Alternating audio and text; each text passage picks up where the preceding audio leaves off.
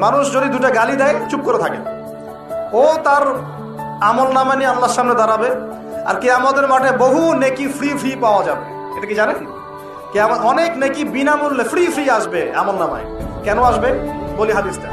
নবী সাল্লাল্লাহু আলাইহি ওয়াসাল্লাম বলেছেন, তোমরা কি জানো সবচেয়ে বড় মিসকিনকে, দরিদ্র মানুষকে, মিসকিনকে? সাহাবীরা বলছেন, আমরা তো মনে করি যার সম্পদ কম সেই মিসকিন। নবীজি বলছেন, না, প্রকৃত মিসকিন সে ব্যক্তি নয়। প্রকৃত মিসকিন সে ব্যক্তি যে কিয়ামতের মাঠে উঠবে উহুদ পাহাড়ের সমান নেকি নিয়ে উঠবে। উহুদ পাহাড় দেখেছেন তো? বিশাল পাহাড়। উহুদ পাহাড়ের সমান নেকি নিয়ে উঠবে। নামাজের নেকি, যাকাতের নেকি, হজের নেকি, ওমরার নেকি, বিভিন্ন নেকি। কিন্তু দেখবে সামনে বহু মানুষ দাঁড়িয়ে আছে।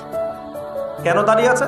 কারো কাছ থেকে টাকা নিয়েছে, টাকা শোধ করে নাই, কাউকে গালি দিয়েছে, কাউকে অন্যায়ভাবে অপবাদ দিয়েছে, কাউকে আঘাত করেছে, কারো উপর জুলুম করেছে ইত্যাদি।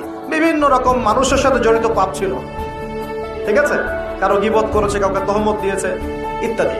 এখন আল্লাহ পাক বলবেন, এই ব্যক্তির নেকির যে পাহাড় আছে এখান থেকে নেকি নিয়ে ওদেরকে দিয়ে দাও। বলেন নাউজুবিল্লাহ।